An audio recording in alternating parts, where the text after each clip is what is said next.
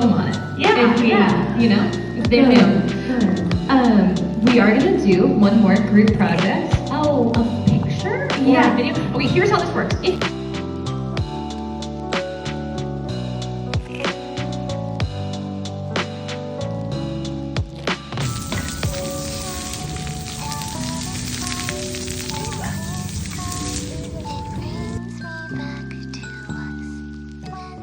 Hey guys, welcome back to my channel. If you're new here, hi, I'm Allie. It has been a minute since I have left off this vlog. As you could see in the beginning, it was my trip to St. Louis, Missouri, which is about 2.5 hours away from me, and it's kind of where I've been able to go to author events. There is a local bookstore in the area called The Novel Neighbor, and they are just incredible. They put on so many events and host so many authors every year, and my first one at the beginning of this year was Grady Hendrix. I have a whole video if you guys want to go check it out. Reading his newest, Witchcraft for Wayward Girls, while also going to that like little author event, his tour. And my fave came through and I couldn't miss out on the tour for V.E. Schwab. I've been reading their work for quite a few years now. I have a whole video on The Darker Shade of Magic where I was reading them while also making a blanket. I have like a Darker Shade of Magic blanket now that's like red, black, and white, like the colors of A Darker Shade of Magic. Absolutely love. That is one of my favorite series, and I've said it over and over again, but like V. Schwab just has a way of not only making me so invested in the world building and the overall plot, but the characters. Oh my gosh, I would die for these characters. I get so invested and I just absolutely adore them so much. And I've seen it throughout their work. One of mine, if not my all-time favorite book ever, is The Invisible Life of Addie LaRue. I feel like a lot of people really love this book. Some people say it's overrated, but this book changed my life in a lot of ways. I remember reading it for the first time, and it was kind of the spark that got me back into reading to begin with during that time. And now I find myself gravitating to this book every time I'm going through a really hard time.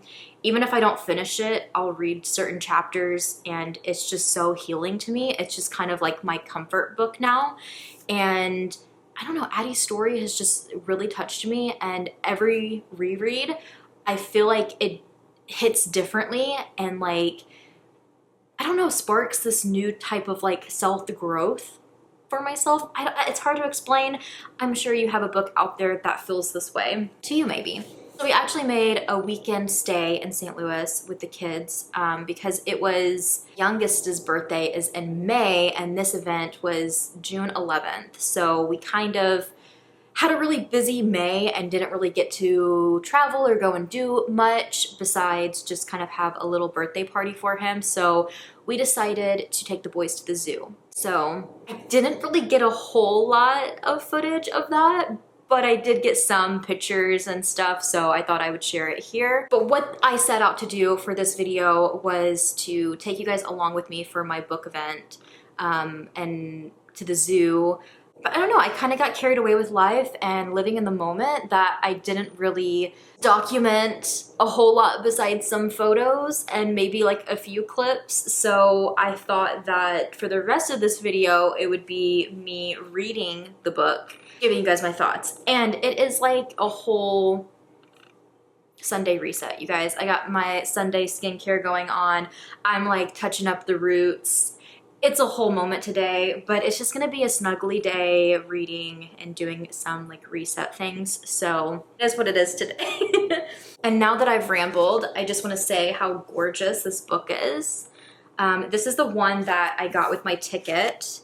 So it is not only signed, which all first editions of this are signed, so you could probably still get your hands on one at certain Barnes and Nobles or indie bookstores. I love being able to get the books for these events through the Novel Neighbor, because I'm getting a ticket to go to the event, but I'm also supporting a smaller bookstore. But I have my stamp in here, and then it's really hard to see, but like this is actually like embossed. You only get the embossment if you go to the tour, because it says Bury Our Bones in the Midnight Soil Tour 2025. And it has like the rose with the thorns. Absolutely stunning book. I love it so much. This is the actual cover, although I'm sure you guys have seen it. I am currently working my way through this beast. It is a pretty thick one, and I follow VE's newsletter, so I'm behind on some of them, but especially when they were writing this one, I was just glued to the newsletters and just the updates and everything and all the little sneak peeks that we got ahead of time. And from the very beginning, they've described this as their toxic lesbian vampire book. And I have just been really into some sapphic female rage books recently. A really good one was Hungerstone. I loved that book so much at the beginning of this year, that I just feel like this is a theme for my year, and I think I'm going to love this one just as much. If you've been around here, you also know that I am a sucker for a good vampire book, and it's V.E. Schwab, so I know it's going to be incredible. But they have also explained that this is kind of like the next Addie LaRue. Like, this is a standalone moment that is going to shake us as much as Addie LaRue did, so oh my gosh, I'm loving it so far. With that, I also wanted to show you guys my V.E. Schwab collection, because it's just like growing at this point. This event we went to, we made it a weekend trip, but my friends actually drove together and met me at the event, so I was able to sit with them and stuff, which was great. This certain event was kind of just like a conversation with V.E. Schwab and one of the ladies who run the Novel Neighbors like events and stuff, and it was incredible. Again, I don't even think I took that many clips, and I really wish I did, but I was just mesmerized by the whole experience and the talks that were had, and I felt like all of the questions asked were ones that either I had or ones that I was like, oh my gosh, like they're just incredible. And getting to learn about their experience during the writing process, but also their experience living in St. Louis, because they went to university there, which I thought was really cool. But also their experience coming out and being a lesbian and writing books so far that have mainly been straight characters. I feel like there's always side characters that are queer, but this one kind of being the first one where they're like, I'm ripping off the band-aid and I'm letting myself be very vulnerable with my writing for you guys and letting you in on that side of me, and I just thought that was really cool. Conversation was incredible. Such a great night. So very glad that I did not miss it. Unfortunately, there was not a signing line, and I can only imagine how, after going to Grady Hendrix and seeing his signing line, and that was a lot. So I was like, I understand. I understand not doing signing lines for every tour. And the fact that this one comes signed was pretty cool. But the Novel Neighbor, they always are pretty great about having books for sale that are signed as well. And I think that that is really cool. Or they'll have books for sale for the signing line type of ordeal. So I originally already had the Darker Shade of Magic series. My sister gifted these to me. I don't have them signed, unfortunately. I would have brought them to be signed if it was an option. I did also buy The Fragile Threads of Power, which was her last newest, which is kind of like a new series, but also a continuation of A Darker Shade of Magic, and I love it. One of my friends recently gifted me Gallant, and I am super stoked to get into this one because this is one, it's so pretty. This is one I still have never read from like their earlier That same friend also got me The Invisible Life of Addie LaRue because I only had it on my Kindle at the time, and so they gifted me this for Christmas one year. But I also picked up a special edition hardback copy of it. It has like the little string bookmark and everything. Oh, it's so pretty. And this one does have like the little like remembrance thing in the beginning that has like her signature at the end, which is pretty cool.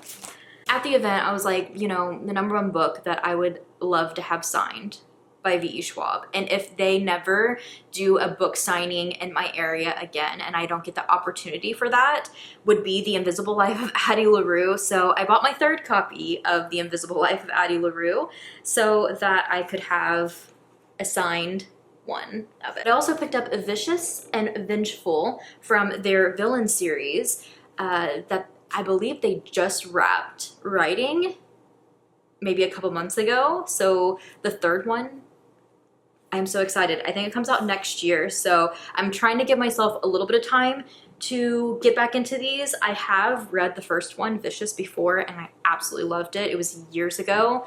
And I remember it being just as vivid and just amazing as A Darker Shade of Magic, as far as like the characters and the world building and everything going on. I was like, oh my gosh, this book is for me. I almost wonder as I dive back into this if I'm gonna love it even more than A Darker Shade of Magic, just because of the overall plot. I feel like it's gonna be a little bit more up my alley versus A Darker Shade of Magic, but I'm so excited. This will be probably, maybe this one. But besides that, this will be my next like deep dive into V.E. Schwab's work. But it's just if I can hold out till the third book. Maybe I can like start it soon and just film the video over time. That's the concept, but will I actually follow through with it? I don't know. Bury Our Bones in the Midnight Soil, which is just absolutely stunning. I still have a few that I am missing, like The Near Witch, which I've read and I loved that book as well. I believe that there's others out there and they've actually written like comics for the Villains series, kind of like a spin-off type of ordeal. But yeah, that is my current V.E. Schwab collection. I also have my photo hanging by my bookcases with the Addie quote. I have an Addie LaRue necklace, which I actually wore. I try to theme my outfit around the book. I obviously don't get out of the house much, so when I do, when there's like book events and stuff, like I like to dress up and I like to feel pretty, and I wore a little bit of a dressier outfit, but I wore like blue eyeliner in my waterline to kind of match the blue and black vibes because my outfits are always usually black. Let's be real. And I had my hair all curled and I wore my Addie necklace. And I wish like crazy I could have met them and like gotten a photo, but it is what it is. Maybe sometime in the future. So the book starts out with Maria, who died 1532. So it's very historical fiction right now, feeling very Addie LaRue heavy of going back in time and learning about somebody's life, and a lot of the same vibes also because Maria is such a free-spirited person and she wants to live her life to the fullest, and she doesn't want to be held down by the responsibilities and of being a woman who has to be married or passed off to be married pretty much. And it's back in that time where that her hand is just going to be forced type of ordeal, and she's trying to escape that. So it feels so much like Addie LaRue that I'm loving it. I'm loving Maria's story. But then we jump to Alice, who died 2019. So it's a little bit more present. Obviously it's 2025 now, but it's 2019, and Alice is this girl who almost feels like Maria in a way, but in a more modern way. I feel like it's a really good balance between the two of showing those urges, I guess, that women have, that woman empowerment of like wanting to be their own person and how it's not changed over time. Like we want to be wild, we want to be, you know, free-spirited, we want to do our thing. And also the sapphic vibes are just incredible. I feel like showing that from 1530 whatever to 2019 is incredible too, showing like how similar they both are while being so different, but also trying to navigate that and have their coming out moment and experience and awakening. It's very vulnerable, it's very raw. They both also have like their own hardships that they're going through, with like Maria getting married and Alice navigating losing her mom at a young age and growing up with a dad and a stepmom, and like them kind of starting over and having another kid, and how her and her sister were kind of there for each other, and that kind of started crumbling because the pressure was so much for her sister. There's so many things that I feel like will be so relatable to many people who read this. Maybe not all of it, maybe all of it, but if not to the bigger parts of it, I feel like you will be able to relate to little parts of it. I feel like there's so much entwined that there's something for everybody, and I love that from V.E. Schwab because it's always like a good healing moment too. And I'm not gonna lie, I'm not that far in and I've already been like tearing up quite a bit. I just know it's gonna hit. It's gonna hit. Last thing I'm gonna leave you guys with is I started this with the audiobook the day of its release, or no, the morning of this event I went to, I started the audiobook, and I didn't want to get too far ahead because I wanted to have the physical book as well. But I already knew I was going to be buying the audiobook because of the incredible narrators. I'm going to show you guys little snippets from V.E. Schwab's page because they chose 3 incredible narrators behind, like, for the voices of these 3 incredible lady vampires in this book. The hardcover and the ebook, and unlike The Invisible Life of Abbey LaRue, which only had 1 narrator, this novel is going to have 3, 1 for each of the women at the heart of this book. And today I get to introduce you to the first one, or rather, I'm going to let the narrator do it herself. Hi V, it's Julia. I am so happy to be working with you again, and thank you for giving me Maria, such a complicated and interesting character. I am so enjoying getting into her head. The widow arrives on a Wednesday. Maria remembers because Wednesdays are for bathing. Hi V, hi everyone. If you've been looking forward to this book as much as I have, it's as stunning, resonant, real, fundamental and intimate as you're expecting. And I'm so attached to Lottie, I can't wait to step into the booth and her life. In the house on Merry Way, there are 2 kinds of sitting rooms.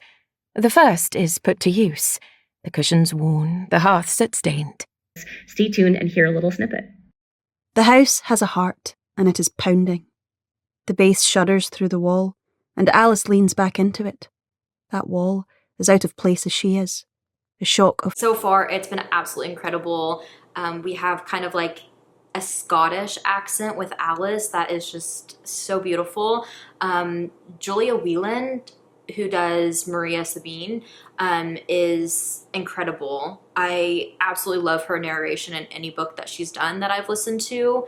And there's also a 3rd for Charlotte, which I haven't got to yet so far in my read, but I am excited to get to.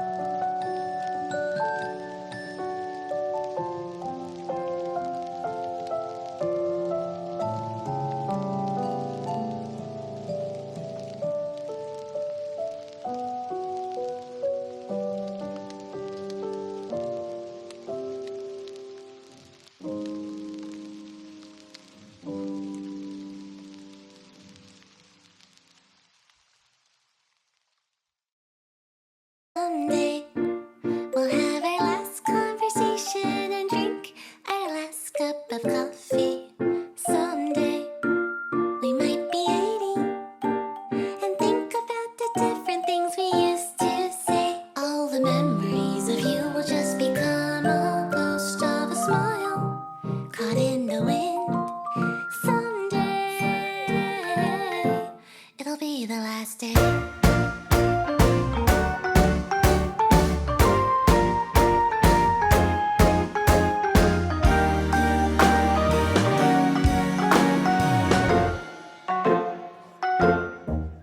One day, it could be over. The moon could seem so far away, despite all the adventures that we promised we'd go on again and again.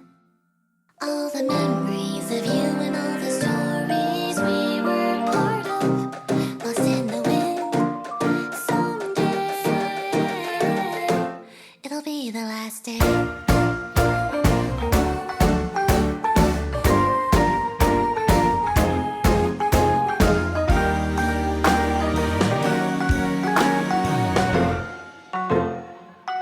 I won't forget how it feels to be loved, to be remembered by someone as special as you. Someday, I will drink that last cup of coffee with a smile.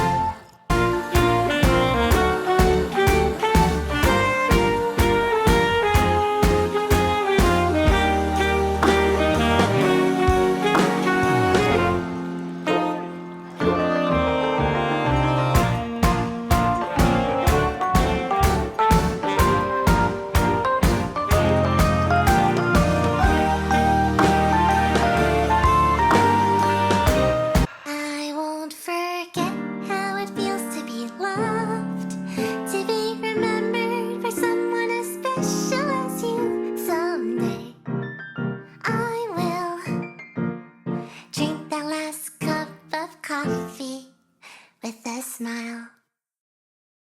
So I apologize for the one setting once again, but it's a little loud around here today. So the bedroom it is, where I can get away for a little bit. I just showered out the red, and yeah. Now my nails are all stained. I'm gonna have to just paint them. So don't mind those right now, but I have made it like 75% of the way through this book, and I'm loving it. I feel like I'm flying through it today, where I was hoping it was going to be more of like a savory read for me, but I just can't seem to put it down. And every time I'm just like, okay, maybe just like finish this section, because it's still sectioned off between like each woman. And I kept saying, I'll get through this section and then I'll like break for like the rest of the day or whatever. And then I made it to my first Charlotte section and could not put it down. And the section is so big too that like I just flew through it. Narration is also incredible for this character. I am having a really good time tandem reading this. I do see potentially rereads in the future where I just listen or I just read it physically, because I do think that there's going to be rereads of this. I've just loved how much it's evolved, and like it feels like so many stories within one story, and that's just the magical part about it. I feel like each of these women have, you know, Alice maybe just has like her past that we're getting these glimpses of, but like these other women have lived multiple lives throughout the decades, centuries. So there's just so much to the story that it's so good and it's so hard to put down. And I started skimming through some Goodreads reviews like I typically do. And I am seeing some people say this isn't the book for them. They feel like, although the writing is beautiful, which it's V.E. Schwab, I feel like I personally don't have to say it because I've said it so many times, but I will say it again, like the writing is just always gonna be top tier. Like, it's my favorite writing style that I think I've ever read.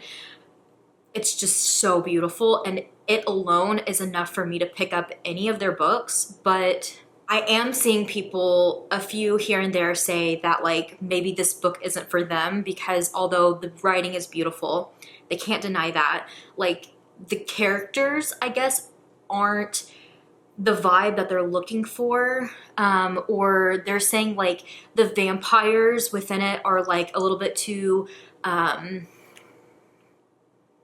don't know if the right word here is cliche, but like, for me, I think it's really cool that the elements of a vampire are kind of just taken from different aspects that we know of vampires.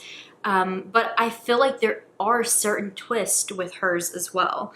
I like, for instance, that like these vampires can't enter into another person's home, kind of like the Vampire Diaries, where like you can't enter without being invited. But these vampires have a power within to be able to say, this place is mine, and gradually take over it. Which I just think is really cool. I don't want to spoil too much or say too much here, because I feel like it's just so much more fun to read it and experience it for yourself.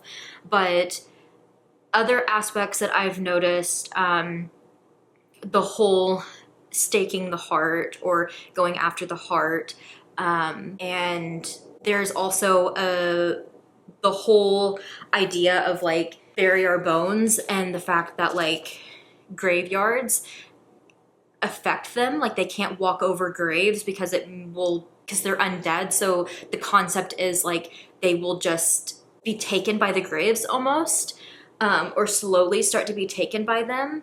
They can go in the sunlight, but like it makes them almost feel like they have like the flu, like they're just really sick, and it takes time for them to build up the immunity to be able to do that, and they all have like their different ways.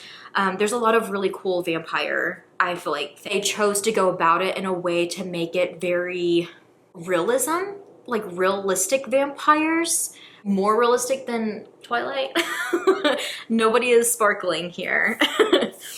But it just makes it feel so much more real, and like they could be out there among us. That's the vibe you get from it, with also still having some aspects that are very, you know, cliche vampire tendencies. Besides that, it's still raw, it's still heart-wrenching at times, and I'm getting to points now where like their stories are like intertwining with each other, and it's just done in such a beautiful way. I love all of these women so much. I will say, being in Sabine's head and going through her story is just, it was incredible. And it's all more towards the beginning of the book, that when I switched to Alice, I'm not gonna lie, there was a part of me that was just like, you know, I like her, but like, I miss Sabine. Like, she is what is keeping the story going for me. And then we would jump back to her, but it's gotten to a point now where like, it's almost like her storytelling is over, and I am missing it quite a bit. But I'm finding myself falling more and more for Alice as I go to and learning more about her and the current journey that they're going on, that is making them kind of like intertwine with each other, and with the introduction of Charlotte and Alice's story, and where that's intertwining now towards the end. Also seeing a lot more of the toxicity within the book, and so many more elements that just really build on it and just make it so good. I recently read The Interview with the Vampire, or just Interview with the Vampire, for the first time ever. And this almost gives that vibe in a way of their stories being told, especially when Charlotte comes into play, because it is like she is telling her story to the other characters, and it's just taking me back to my time reading that for the first time, and him explaining his life and like his story with Lestat and everything that they did over years, centuries, you know. It's really giving that vibe, and I love it so much. I feel like there's homage to that in this, as well as so many other vampire novels. I am just absolutely loving this book and feel like I could possibly even finish it tonight at this pace. 1 a.m., eyes closed, I'm slowly falling to the music and the atmosphere.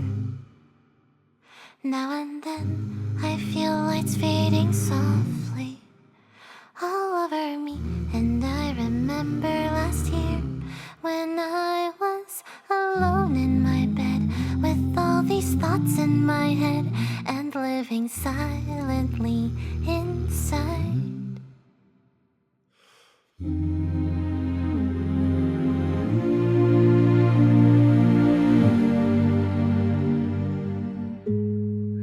It's so late in the night, my mind is drifting away. Then I dream about times I wished for a new, happier day. If a hand could reach out right now and save my life somehow, I'll face the sun again as soon as this dreary night ends.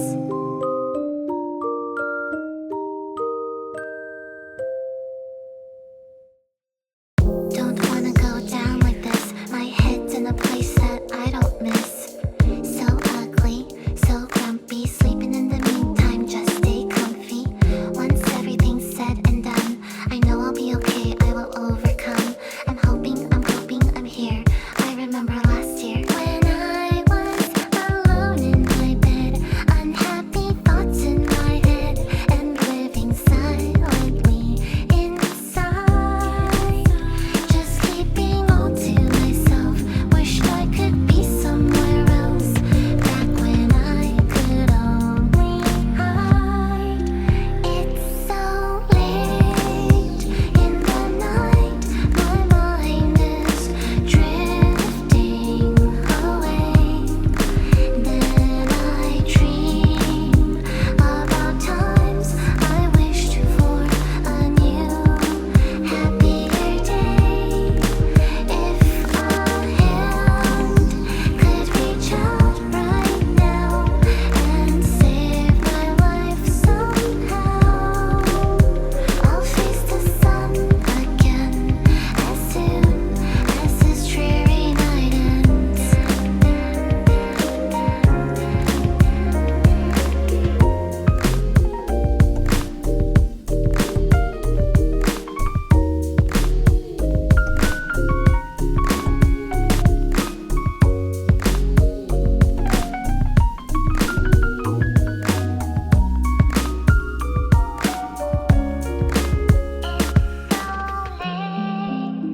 In the night, my mind is drifting away. Then I dream about times I wished for a new, happier day. If a hand could reach out right now and save my life somehow, I'll face the sun again. I have so many updates for you guys. I finished the book. I listened to the playlist V.E. Schwab created for each girl. I journaled, and I also watched Sinners. I bring up Sinners because this has been one of my most highly anticipated movies to watch. I wanted to see it in theaters, and it was one of those movies that we kind of put off because we were so busy when it was in theaters. And then literally the last, I think like week it was in theaters was when I got so sick. So I was not leaving the house. I missed it, and I had to wait for it to come out, and it has just been one that I cannot wait to watch, but I have not been able to find the time to do it. I've barely been watching movies this summer, and it sucks. Like, I miss my movie watches so much. So I had to make the time because one of the things I remember from the night of the V.E. Schwab event was them talking about Sinners and how much the movie meant to them and the correlations between the two, the book and Sinners. And now reading this, I can definitely see it. And they had just kind of joked about how, like, they've been working on this book for over a year or years now at this point. And the coincidences within the stories, although they are still completely different, there is just in the root or the core of it, there is some of the same elements. And then of course, like the vampire aspect or whatever, but just perfect timing for both of them to be coming out. If you haven't seen Sinners yet, highly recommend. It is so good. I'm obsessed. But with that being said, the part that you guys are probably here for, my review, it is of course 5 stars. I fell in love with Sabine, Charlotte, and even Alice. Alice, I feel like had to grow on me, and it's really weird. I think it was, how do I say this in a non-spoilery way? Alice is more like myself. Alice is trying to hide herself, and Alice has a really hard time putting herself out there and being bold, although she knows that she has that within her. She also like that's like her hunger, is to be bold and to be brave and to, you know, put herself out there. And I feel like I fell so hard for Sabine and her story. And although she is kind of like our antagonist in a way throughout the story, she's just so bold and just so entertaining. And I found myself thriving to want to be more like Sabine. And in many ways, I think is a wonderful thing. But at the core of her, it is very dark and toxic. And it really pulled together in a way of showing me that seeing the growth of Alice, I feel like was kind of like an experience for me to be able to see that and see that a person like myself can still be so daring and bold, and in the end, really falling for the character of Alice. That's not to say I didn't appreciate Lottie and her time in the story, although she has a pretty good chunk. I just found myself feeling like between Sabine and Alice, you have so much of their story going on for the first like half of it, and then you kind of have like a quarter of Charlotte, and then it kind of bouncing back from all of them. V. Schwab made a playlist for each girl, and I did some journaling today. And while I was journaling, because I am so far behind in my journal, you guys, I will show you my spreads for these. I not only needed to go back and do my page for the V.E. Schwab event, just like I did for the Grady Hendrix event, but I also needed to, because this is my favorite book that I've read in July.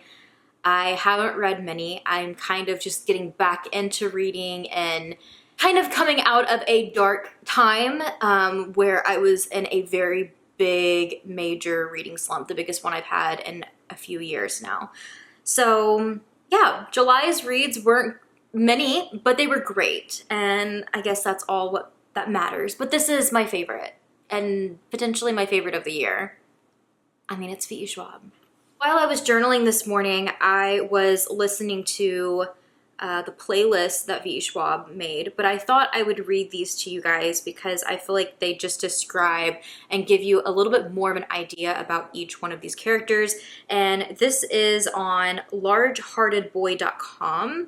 They did an interview where they talked a little bit about the book, and then they deep dived into each character, and then they gave a playlist for that character.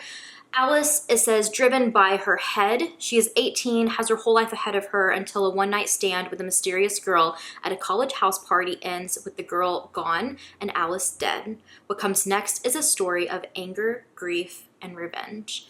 Alice's story, I think, is what I needed. I feel like Sabine's story is what I wanted, but Alice's story is like what I needed to fill, if that makes sense. Not gonna lie, V.E. Schwab has incredible taste in music. You should definitely check out each one of the girls' playlists. I'm not going to go through all of them with you guys, but Alice's main song is When I Was a Young Girl by Fiest. If that's how you pronounce that. I'm not sure. Sorry if I'm mispronouncing that. Charlotte, Driven by Her Heart. The story of the mysterious girl who slips into Alice's bed and ruins her life spans nearly 2 centuries, and her soundtrack is a testament to not only the eras, but the emotion with which she experiences them, alternating between upbeat and ballad, jaunt and melancholy. And her main song is Notre Dame by Paris Paloma. Sabine is driven by her hunger. Born into a town on a pilgrimage road in 16th century Spain, Sabine learns early that if she wants a better life, she'll have to take her future into her own hands. And she will, no matter how many bodies she'll need to leave in her wake. Her main song is Madeline by Kiki Rockwell, but also next up, I do want to mention this one because I love it, King by Florence and the Machine. Incredible playlist. I feel like that also gives you a little insight to the characters. Going into this book, just know that you're going into a very character-driven book. I feel like, yes, there is a plot. Yes, these lives intertwine and create somewhat of a story and a plot, but it does take some character development and building, story building to really, really get to it. So in a way, it's kind of a little bit of a slow pace, slow burn, getting to know these characters and getting into their heads and just their lives in general. And for Sabine, many lives. But it's so beautifully written. It's so entertaining and heart-wrenching, and I cried.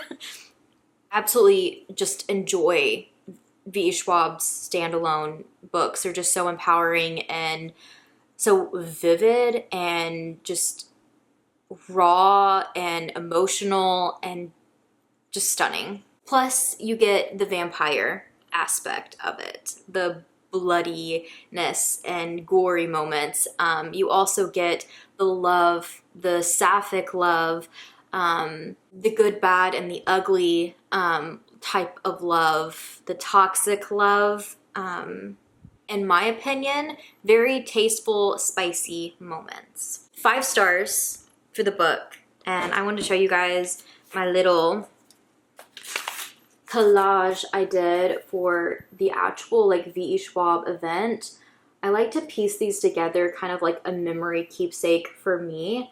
But there is a lot going on here. I have just photos that I took, of course, me the night of, me with my friends, holding the book. And then I did take some of these other pictures from V.E.'s page and also the Novel Neighbors page.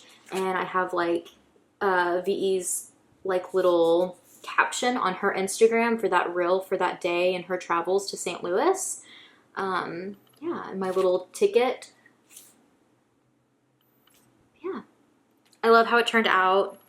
I'm going to do that with each event I go to. Kind of have a little scrapbook moment with it.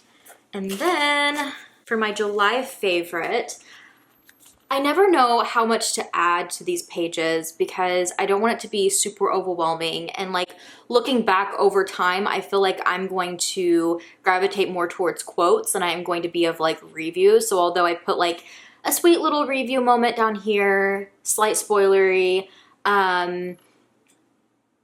basically just use the little poem, bury my bones in the midnight soil, plant them shallow and water them deep, and in my place will grow a feral rose. Soft red petals hiding sharp white teeth. So beautiful. I have the 5 stars going down the side, the book of course, and then these are just beautiful pieces of art. This one is from the Owl Crate edition of the book that has the 3 girls. But I actually snagged both of these from V.E.'s page, and they credit the artists there, so you guys can definitely check them out. But I just thought they were so beautiful, and I just wanted them on my little scrapbook page to really highlight these women, these characters, and what they look like, and it's just such gorgeous art. Also, because I thought it's really cool when an author goes the extra step to make a playlist for their characters or the book in general. I recently fell in love with it while I was tandem reading Ruinous Love series. I am vlogging it, so stay tuned for that, but I absolutely love that V.E. Schwab did it for this book as well. So I wanted to kind of have that aspect in this as well. So I'm just going to hot glue this down like the center of the page so that it stays tucked into this page, but also kind of just floats and does its own thing. But I have Sabine's playlist, Charlotte's playlist, and then Alice's playlist. And with kind of like the yellow accent, I just thought it'd be really cute. So once it's glued down the spine, I just gotta get my hot glue gun out. It'll kind of just float in there. I just think it's so cool. A lot of scrapbooking to catch up on, or journaling to catch up on. It is not even funny, but I am so happy with how those pages turned out today. I was just like snacking and jamming to like these playlists, listening to all of them, which I absolutely love. I think I am a little bit more into Sabine and Alice's playlist. I feel like I'm just hating on Charlotte. I'm really not. I just feel like there is people out there that are going to gravitate more towards Charlotte, and Charlotte's going to mean more to them than what she did for me. But yeah, even playlist, I was just like, oh my gosh, Alice and Sabine, that's where it's at. Am I wrapping up this video? Whoa.